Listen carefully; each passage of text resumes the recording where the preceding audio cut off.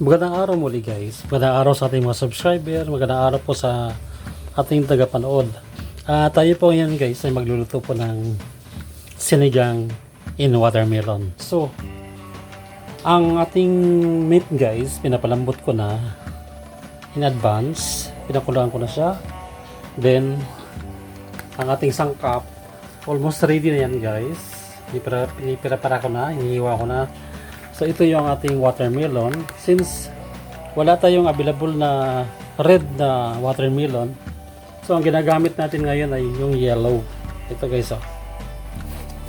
Ito yung gagamitin natin sa ating sinigang.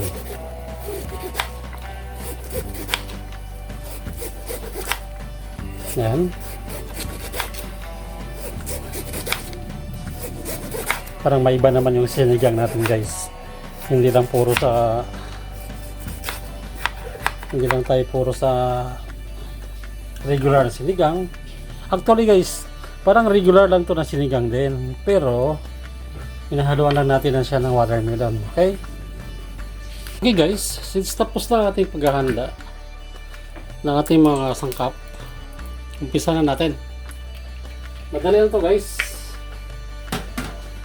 Una, siyempre guys, sibuyas. Susukin mo natin sibuyas.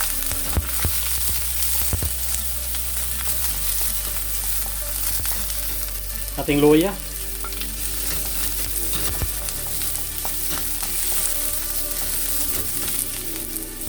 Ating tomato.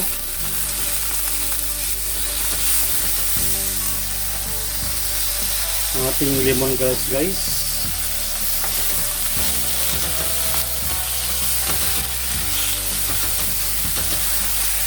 Idamay ko na rin ating siling haba. Ang ating radish.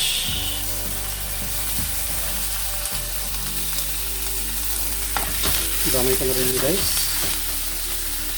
Ang ating sitaw, kasi matagal luto yung sitaw guys, medyo may katigasan.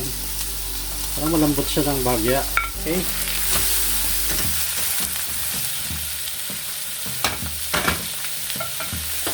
Saka natin ihalo ang ating, ilagay natin ang ating pinaglagahan sa ating meat. Yan guys. Then takpan natin siya hanggang sa maluto ang ating mga sangkap. Okay? Okay guys. Since ready na yung ating luto na yung ating magulay.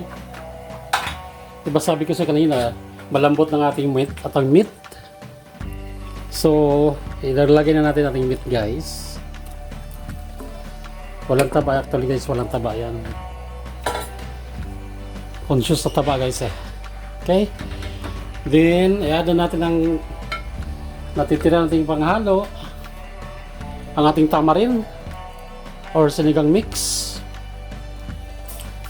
Mag-adjust talaga guys kung gusto nyong asim. So, sa akin tama-tama lang. Paminta.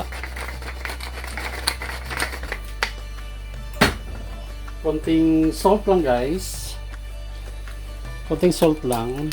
Medyo malat-alat rin yung ating sinigang mix o tamarin. Then magdadagdag ako ng konting bagoong or anchovy, pero durog sa guys. Wala naman akong patis. Ito ang ginagamit ko minsan pag nagsigang ako. Ayan konting bagong balayan. Antay lang itong kumulo guys.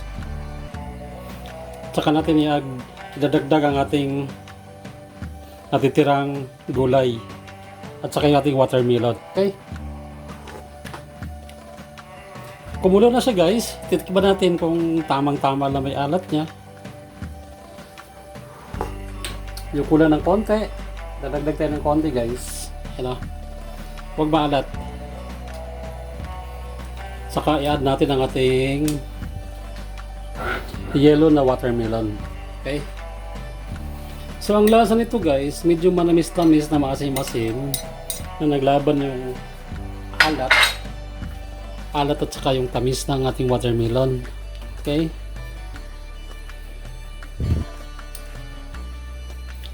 Yan guys.